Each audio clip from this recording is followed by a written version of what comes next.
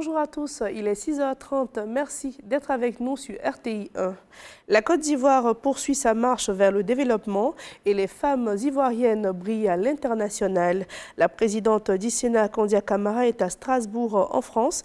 Elle a reçu une distinction du Parlement européen.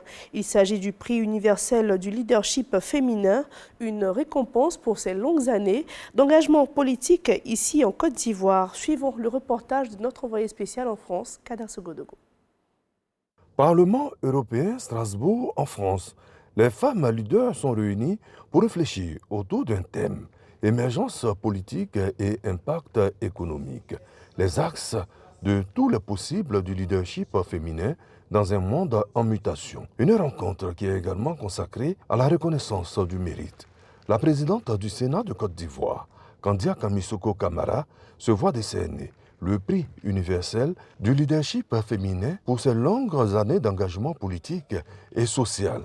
Ce prix est un signe d'encouragement pour toutes ces femmes-là, pour toutes ces femmes qui ont eu le courage d'oser, pour toutes ces femmes qui ont la volonté de faire changer les choses. La marche doit continuer pour un monde ouvert aux femmes. Ce forum ne marque pas la fin, mais le début d'un engagement renouvelé pour tous les participants et participantes. Les idées et les résolutions qui ont émergé de nos discussions doivent maintenant être traduites en actions concrètes.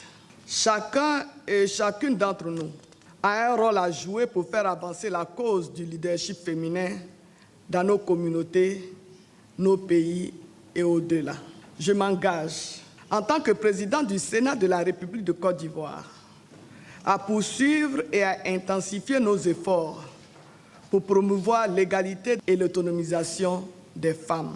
La première dame du Gabon, la présidente du Sénat du Zimbabwe et d'autres militantes des droits des femmes ont également été primées. Le ministre d'État du Commerce extérieur des Émirats arabes unis est à Abidjan. Dès son arrivée, il s'est rendu chez son homologue ivoirien, le ministre du Commerce et de l'Industrie Souleymane Diarra, et leurs échanges ont porté sur le renforcement de la coopération économique entre les deux États. Juliette Ouéa. Des échanges pour renforcer 30 ans de coopération économique entre la Côte d'Ivoire et les Émirats arabes unis. Le ministre du Commerce et de l'Industrie, Souleymane Diarra, a présenté les opportunités d'affaires à son homologue du commerce extérieur émirati, Thani bin Ahmed Al-Zeoudi. On est en train de réfléchir à l'organisation de Business Forum, aussi bien en Côte d'Ivoire qu'à Abu Dhabi, entre les hommes d'affaires. Parce que la stratégie du président Ouattara, c'est vraiment de mettre les hommes d'affaires au cœur de sa politique de développement. Et on souhaite également qu'il y ait des rapprochements entre les hommes d'affaires émiratis et les hommes d'affaires ivoiriens. Le deuxième aspect, tout ce qui peut être partage d'expérience.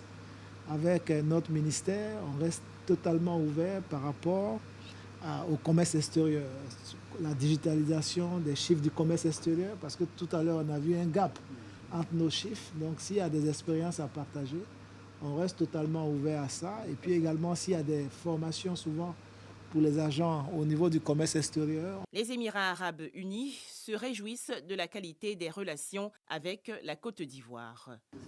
Les 2 dernières années, les choses ont vraiment évolué positivement. En termes d'investissement, il y a eu un grand investissement dans le domaine de l'énergie. Les échanges commerciaux entre la Côte d'Ivoire et les Émirats arabes unis sont estimés à plus de 200 milliards de francs CFA. Après les Émirats arabes unis, une délégation de la République démocratique du Congo aussi séjourne à Abidjan. Elle est conduite par le ministre congolais de la Communication et porte-parole du gouvernement. Elle a été reçue récemment par le président de la Haute Autorité de la Communication audiovisuelle. Suivons ce reportage d'Amidi Rassouba. Patrick Mouyaya Katumboué, ministre de la Communication et Médias, par ailleurs porte-parole du gouvernement congolais, est en visite de travail et d'amitié en Côte d'Ivoire. Il vient s'imprégner du fonctionnement de la Haute Autorité de la Communication audiovisuelle, ACA. Occasion pour René Bourgoin, président de cette institution, d'éclairer son note sur les rôles et devoirs de ces structures de régulation. La ACA, dans ses attributions, fait des recommandations, donne ses avis et fait des recommandations, c'est la loi qui le dit, au pouvoir exécutif et au pouvoir législatif. Lorsque nous avons vu l'éclosion des réseaux sociaux dans nos pays, avec également les dérives que cela pouvait entraîner, nous nous sommes dit comment pouvons-nous faire face à cela, alors même que le gouvernement venait de nous attribuer la faculté de réguler les acteurs majeurs de ces réseaux sociaux que sont les blogueurs, activistes, influenceurs, disposant de plus de 25 000 abonnés. Patrick Mouyaya Katumboué se dit être impressionné par la gestion du paysage audiovisuel en Côte d'Ivoire. J'ai été édifié par le président dans le cadre de ma collaboration avec le CESAC, le Conseil supérieur de l'audiovisuel et de la communication chez nous. Nous allons voir comment nous pouvons profiter de l'expérience ivoirienne pour être en mesure de consolider un certain nombre de choses. Cette rencontre s'est achevée par la visite du centre d'observation des programmes de la ACA. Après la communication, place à un autre domaine. L'ANAGED et la mairie de Cocody se sont engagés à lutter contre l'insalubrité. Après des réflexions conjointes, un projet pilote de tri des déchets à la base a été initié. Après son implantation, une cérémonie de restitution des objets issus du recyclage a eu lieu et c'était en présence de Grace Kando. Pavés, tables-bancs, tabourets et balançoires, entre autres objets confectionnés à partir du recyclage des déchets collectés dans les ménages de 3 quartiers de la commune de Cocody. L'initiative s'inscrit dans le cadre du projet pilote de tri des déchets à la base, initié par l'Agence nationale de gestion des déchets ANAGED en partenariat avec la mairie. L'ANAGED et la mairie de Cocody ont lancé les bases. Il nous revient de continuer cette nouvelle manière de gérer les ordures pour la santé de notre environnement qui pourra par ricochet impacter positivement notre santé. Le projet pilote est lancé. Nous allons continuer. Nous allons étendre d'abord dans tous nos 50 et quelques quartiers. Et c'est la raison pour laquelle tous nos présidents de syndic sont présents pour pouvoir retransmettre et continuer à sensibiliser les uns et les autres pour que ce projet puisse prendre forme de telle sorte que toutes les autres communes voient que Cocody a lancé le start-up, donc tout le monde peut suivre.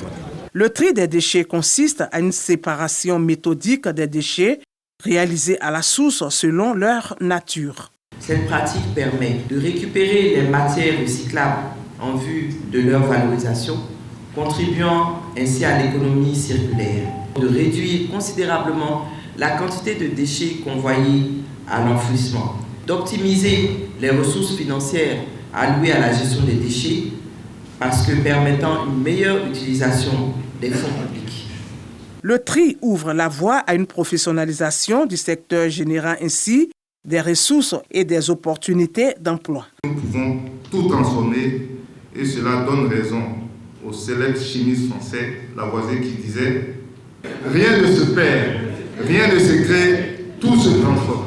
J'encourage d'autres structures exerçant dans le secteur de la salubrité à emprunter la voie de la valorisation par la création d'entreprises. Grâce à ce projet, 2235 ménages ont été formés et sensibilisés à la pratique du tri des déchets. On prend la direction de la ville de Daloa. Les consultations locales des Assises nationales des femmes se sont tenues récemment dans la ville. Ce projet a été lancé au mois d'avril par le Premier ministre en vue de répertorier les différents besoins de la gente féminine à travers le pays. C'était en présence de la ministre de la Femme, Nasseneba Touré, accompagnée du président du conseil régional du Haut-Sassandra. On en sait plus avec Khalid Diomandé et Ngata Kwame. Sans distinction de catégories socio-professionnelles, ni politiques et religieuses, dans toute leur diversité, les femmes du district du Sassandra Marawe se sont mobilisées au centre culturel de Daloa. Elles sont venues exprimer leurs attentes en matière d'autonomisation à la ministre de la Femme, de la Famille et de l'Enfant. Ce, dans le cadre des Assises nationales des femmes de Côte d'Ivoire, lancées en avril dernier par le chef du gouvernement, Robert Begré-Mambé. Nous avons demandé à Madame la ministre de doter les commissariats des bureaux genre pour recevoir les femmes, les jeunes filles et les enfants victimes de violences, parce que cette catégorie de la population violentée ne pourra pas être assez productive. Nous avons besoin des broyeuses, nous avons besoin des véhicules pour transporter nos produits. On espère que grâce à cette rencontre, nos besoins seront transmis à Monsieur le Président de la République.